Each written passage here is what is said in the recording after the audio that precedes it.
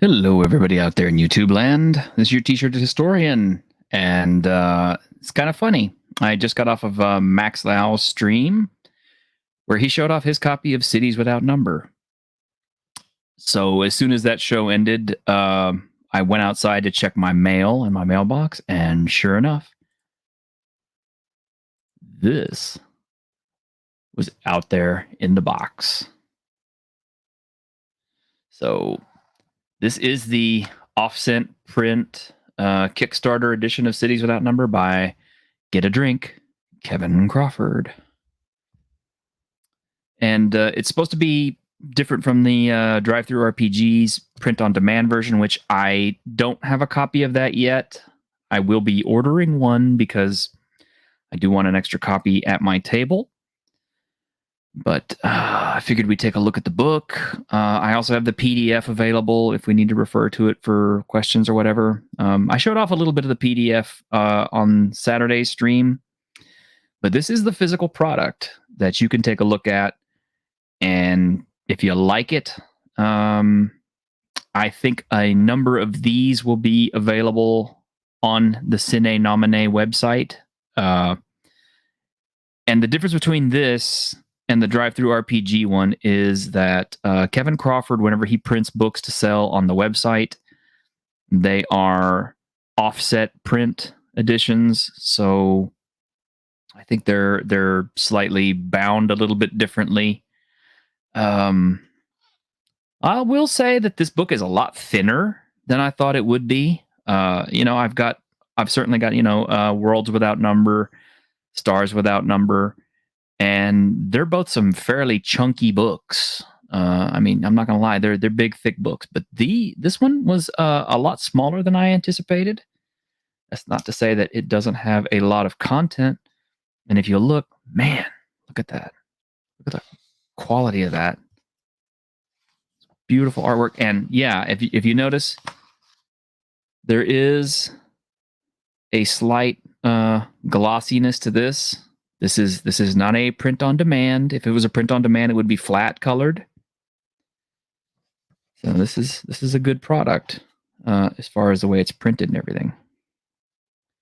And I think it's bound a little bit differently as well. But as you can see, it's a pretty chunky fella. It is a sandbox-based game. It is designed to be run by itself. You don't have to have anything else to play this. But it can integrate with Worlds Without Number. It can integrate pretty much seamlessly with Stars Without Number, and by extension, it could integrate with Other Dust. You might have a few more problems integrating it with something like Godbound, but again, it's another Crawford system. They are not 100% interchangeable between all the different ones, but most of them they are. At the very least, the Without Number series does seem to be pretty much integratable with each other. And what is neat about this? Hey, Gap After Dark and K Mike. Hey. So this system is unlike his other ones in that it does not have niche classes. It does not have like a dedicated Netrunner class or a solo class or a face class or whatever. Instead, it just kind of uses a base class, and all of your abilities are determined by your background and whatever skill sets that you pick up. And man, look at that. Isn't that beautiful? Yeah, the glossy pages in the cover. This is nice. I'm very glad I sprang for this. Everybody has edges. And depending on, what your edges, that kind of determines what style of character you're going to play. It also has the foci system, which is something that's carried over from Stars Without Number and Worlds Without Number. So you could pick up something like Diplomat or Drone Pilot, and it comes into levels, which gives you bonus skills and abilities that you can use. Cyberdocs, Drone Pilots, things like that. It's very nice. Yeah, Gap, the pictures look good. It does have a, it has a hit point system. This is more or less kind of an OSR product. It's not specifically OSR in the sense of, being licensed from, Wizards of the Coast or anything, but it can dovetail very nicely with any OSR products that you have, in that it does have the 6 stats, and it still uses hit points and armor class and that sort of thing. So theoretically, you could take this and, marry it to old school essentials, or probably more likely Labyrinth Lord, which I think is kind of what inspired a lot of these. But you got your starting gear, you got your final touches, pick a name, goal, and ties. You have your simple cyberware packages. Now, the cyberware packages are nice in this. We described skill checks, combat rounds, violence. I'm not going to go really long on this unboxing. There's going to be another stream cutting in here pretty soon with the basic expert, and I don't want to intrude on his time. Not that I'm getting a whole bunch of people watching. I'm sure most people will watch this on the replay, but that's okay. But this is what you can expect to get if you pick this up. Pretty simple for the most part. System strain is something that was introduced in Stars Without Number and Worlds Without Number. This is pretty much the system by which it determines your ability to heal. It also determines some of your powers and things that you could use. And it also kind of determines how much cybernetics you can handle, because your cybernetics will take away from your system strain. And it's equal to their constitution attribute. So if you have a 13 con, you could have 13 points of system strain. Well, the cyberware that you get subtracts from your system strain. And system strain is also used for things like healing and things like that. So obviously, the more cyberware that you have, the lower your system strain is, the less likely you can be healed, or the less quickly you can be healed. There's a spot on damaging cyberware, major injuries to them. We have a vehicle combat section. We have character advancement for fast and slow leveling. He uses a different kind of experience system than most. I like his experience point setup, because it is largely what I would call merit-based XP. So rather, it's not so much a case of how much crap you kill or steal or whatever. It's what you do and how well you did it earns you your XP points, which could contribute to your levels faster or slower. But it also kind of helps build your levels at a steady pace. So, like, if you're fast leveling, it doesn't take very much to go to level 2 or 3 or 4, and you see it pretty much doubles up every time. But it gives you a nice steady pace of advancement. So, like, let's say you earn 3 points your first night, then like 2 more sessions is gonna get you to level 3, and 3 more is gonna get you to level 4, etc. And violence solves everything. Hey, good to see you. Heavy chrome combat monster gets laid up for weeks after a tough fight. Squishy natural person back on their feet in a day. Yes, exactly. I like the way that's done. You can craft and modify your gear. In fact, cyberware mods are a deal. Now, cyberware is not new, because they introduced it in Stars Without Number. However, the number of cybernetics has been increased greatly. In fact, I think there's like almost 7 pages worth of it, if I recall. This is just the armor, firearms, which are the firearms aren't very super duper detailed. They really don't have to be. I guess you could if you wanted to. I mean, maybe that's a future project for me, is to sit down and break down a whole weapons catalog of stuff that your character can buy, just to give you some more flavor for your game. You know, like the Kentaro 96 assault rifle or whatever. But you know, a gun is a gun is a gun, basically. But yeah, here's some weapon mods that we have already right here that can change up what your guns can do.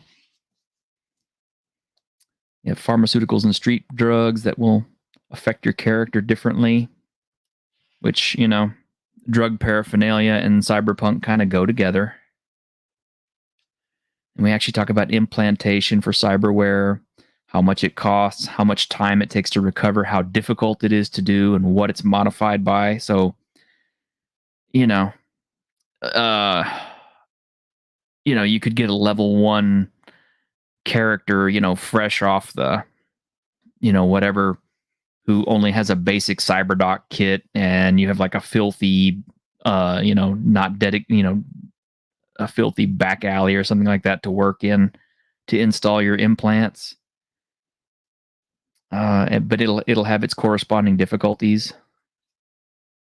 What? Bathmat naked stream? No, Snowdub. This is serious.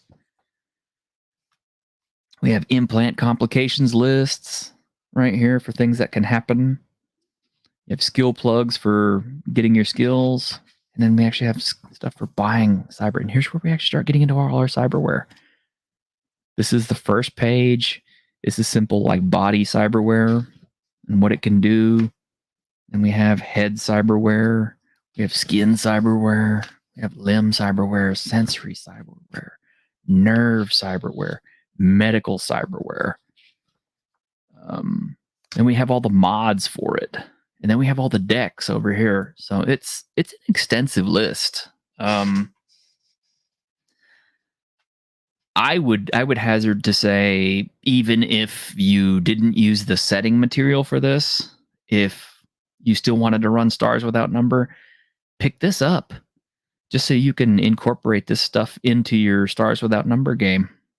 Because, you can chrome out your, your space jockey or whatever, or your psychic, and just have fun with that. Here we have drones, because a drone runner is a type of character. Yeah, it's a serious one. My hands are naked. See? Yeah, there's no puppet on my hands. We're being serious today. Drone operation. Here we have all of our vehicles. Everything feels a little bit generic. That is kind of typical for a Crawford game. The GM can really have a lot of say on what he calls everything, or what types and all that. You could really sit down and have fun and get into it as much as you want to. Here we actually do have a few names, and this is based on the world that he has built for you to play with, which is also not heavily detailed because it is sandbox style. I don't know if he's going to be coming out with future supplements to detail it more, like the Atlas that he brought out for Worlds Without Number. I kind of hope so. Here we have all of our hacking rules, which just 2 pages worth of hacking rules. We have cyberspace, nodes, and access. I'm going to have to learn how to use all this. Here's all our hacking mechanics and how they work. Here are programs and writing programs, should you wish. I mean, this is obviously for use in cyberspace and what you can do in cyberspace. Speaking Chinese again. Yes, that's right. Yeah, exactly. Violence. Yeah, it was lacking hacking rules, and this should resolve that. Yeah, this is, if anything, this is kind of a an add-on for Stars Without Number. But of course, you don't have to have that to use this. You could just simply keep it all on Earth. Yeah, we have network servers and architectures. We actually have, here's all of our rules for the world, the dystopia, the themes, the world itself, what problems you'll have with it, and how to get a city and how to build it. Because, I mean, after all, it is called Cities Without Numbers, and most of that's what this book is detailing, is how to build these cities district by district and what goes on in it. It's pretty cool. We also have a thing for making megacorps. I feel like this is kind of one of those games where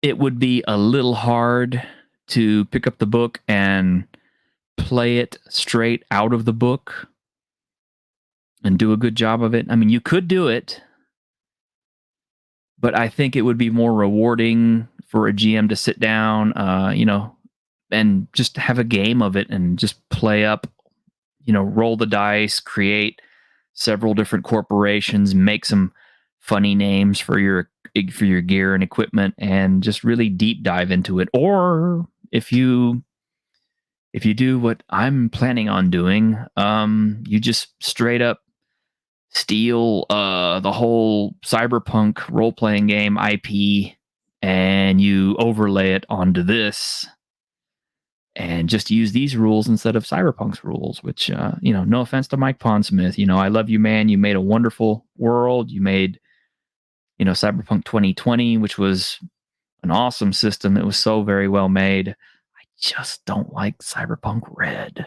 but I love the lore. And I certainly love Cyberpunk 2077.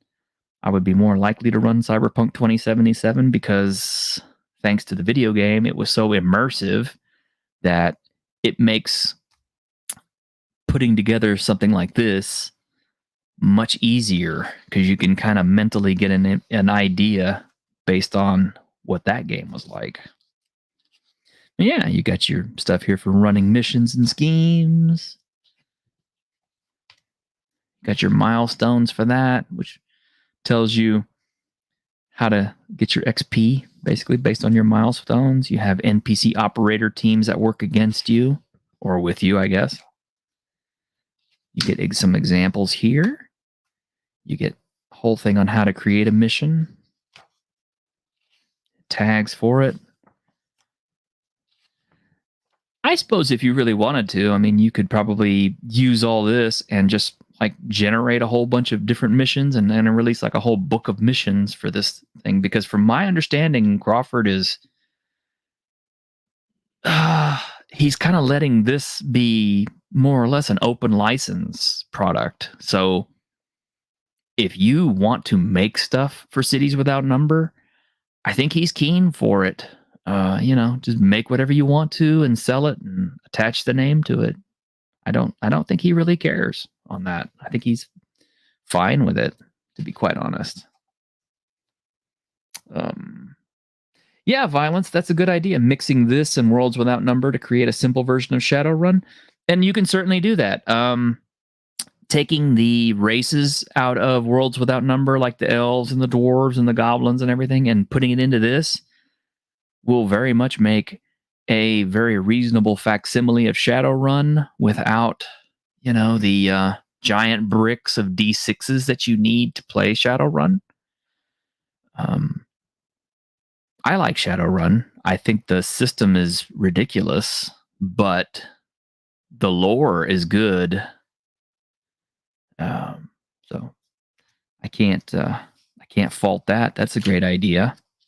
In fact, I may do that for my first game. I don't know.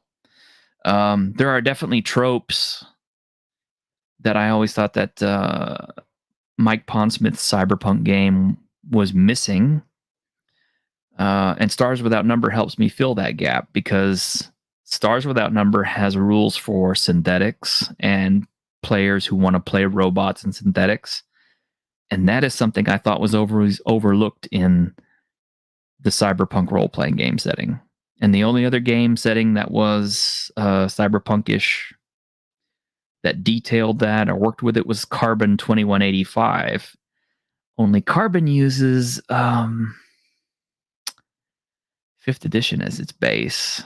So naturally, I suggest that. My player base immediately wants to walk away from the table because they're not 5e players. So, but I think I can get them to sit down and play this. Yes, Codex of the Black Sun would work too if I want to go darker science fantasy. That's the one thing I love about all of Crawford stuff is it all pretty well, it links together in such a way as to where it's easily worked in. If you want to add magic to this, there are rules for it already in here. He's got conversions and stuff built in. But let me see if I get there. Okay, we have fixer generations too. Yeah, intrusion missions. Look at all this mission stuff. This is so much stuff here detailed to help you build a mission, including the rewards and the experience that you get from it. You have heat rules. Now, heat is not like how hot you're getting. Heat is how your team, what kind of reputation your team has. If you have a lot of heat, it's probably not a good thing. Because the higher your heat is in the game, the more you've messed up, the more that enemies are coming after you. And depending on what you can do, you can actually cause your heat to build up or to reduce. So that is an element of the game that I like. And it's something that's not really taken into account in a lot of fantasy games. You know, in a lot of fantasy games, it's kind of like, yeah, you go from town to town. Maybe somebody knows you, maybe they don't. In this, because it's city-based and there's network-based communications and there's more, communication overall. Yeah, your little group can build up a lot of heat really quickly if they start messing up too many jobs. Yeah, Full Metal Dragon. This is the deluxe version of this book. This is the deluxe version. This is the one that is straight off the Kickstarter. Yeah, and you can gain levels based on how much money you get. He has several different methods for this. He's got morale checks, stat blocks. And it's actually most of your opponents are going to be human. So he's got a lot of human stats, which is kind of new. Most of the time he had monster type things. But I like this. And yeah, he's got things on designing enemies and combat difficulties. He has all kinds of things here for NPC cyber descriptions. This is his actual cities without number setting. You know, it tells you, the Minnesota district, the greater Sonoran district. It tells you what's going on in the United States. We have a timeline of the collapse that fits in with Stars Without Number.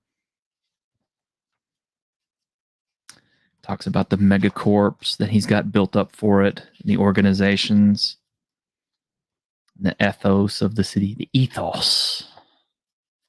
Crime and punishment, city government, social relationships, character identities. Here's a whole thing on the districts that he has built up for this particular city. Oh, wow. Okay, I just spotted the coolest thing. I'm not going to tell you what it is yet, though. But I'm so happy. Okay, so yeah, here are your rules for mixing all the Sine Nomine games together. It's got, cyberware for World Without Number mages. It's got trauma dice. It's got armor from all the other games, so you can incorporate your Lenothorax or whatever.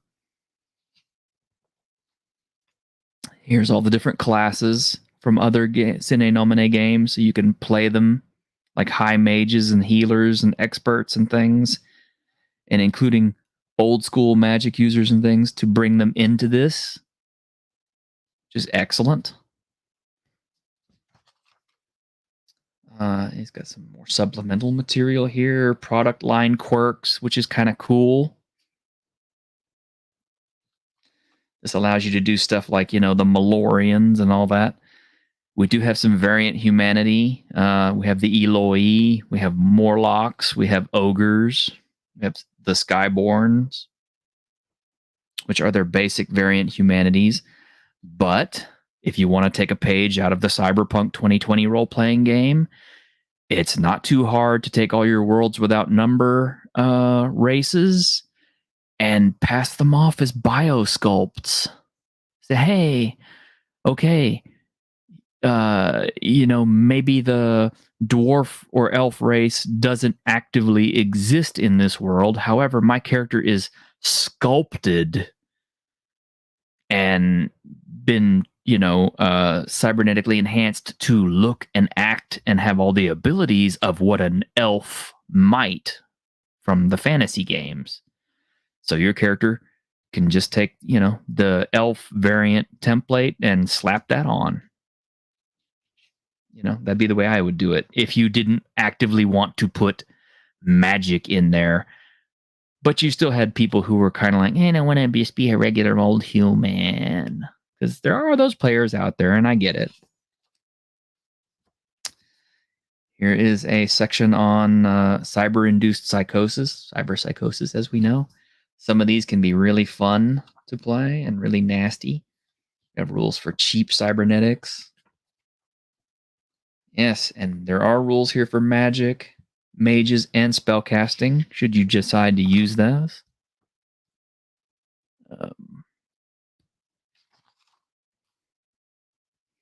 Yeah, it even has some commonly known spells and things.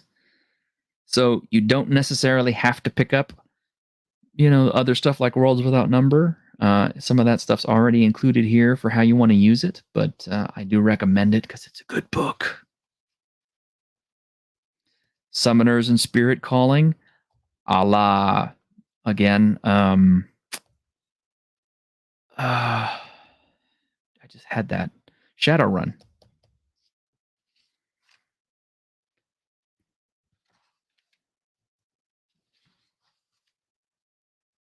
Yeah, he kind of thought of everything with this. The Graced. Yeah, this is something new. I haven't read up on this. Yes, it actually has magic items in here if you so choose to add that. It's up to you. How grim and gritty do you want your cyber campaign? It does have a really good index. And here's all the Kickstarter backers, of which I know I'm listed in here somewhere. Just out of curiosity. I found it when I was looking on Saturday. I think I'd remember where I'm at.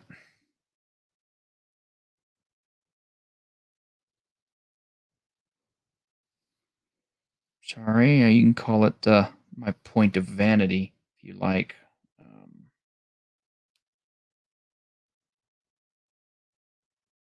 Here I am. Right here. The t-shirted historian. That's me. So yeah, I'm a backer. And okay, here's the cool thing. I didn't know this was in here. It's not part of the PDF. You only find this in the book, and I'm fairly positive if you order the POD from Drive-Thru RPG whenever it becomes available, you're not going to be able to get this. But here we go. This is the back covers. It's got a quick table. It's got quick tables in the back. Thank you, Kevin Crawford, for doing that. Thank you for doing that so much. That is the James Raggi level coolness right there. This is the back cover. This is the inside back cover. So, and I know it seems stupid. I mean, t-shirt, why are you getting so excited over that? It's just for easy reference. Well, yes, because it's for easy reference, because you have no idea how many times I've been in the middle of a game and needed to look up something quickly, and I don't have a GM screen or anything handy. This didn't come with one. There was no offer for one. Maybe he'll sell one in the future, but for now, this is a nice quick run to if you need it. And there we go. that is my quick 32-minute overview of Cities Without Number by Kevin Crawford. Yeah, I've already shown you the PDF on Saturday, and this was the actual physical book. So there you go. I hope you enjoyed taking a look at it. It's not a really in-depth review. It's an unboxing, so it's just basically giving you an idea of what you're getting when you buy this. I'm not, I'm not necessarily saying, "Oh, this is great, get it." I like it, of course. I backed it. I bought it. I think it's great. Your mileage may vary based on what you've seen here. If you're in any doubt, there is a free Cities Without Number PDF that will be circulated. And I know this because I already got one when I got my PDF copies. So you can take a look at that and judge for yourself if this is really what you want to buy. But this particular version is only going to be sold to Kickstarter backers or on the Cine Nomine website. I highly recommend this over the POD. I think the print quality is really good. It's very well bound, and as you saw, it has the back cover extras on it. I'm pretty sure those are not going to be in the Drive-Thru RPG print-on-demand version. But I don't know. I'm getting my print-on-demand version later. So maybe I'll have to do a little separate review on that one. A mini review, I guess, because I won't have as much to talk about. But in the meantime, thanks for tuning in. And if you're catching us on the replay, thank you for checking it out. Give me a thumbs up if you like it. Like and subscribe. All that's good, YouTube jazz. And we will talk to you later. Look! The Dungeons and Dragons ride!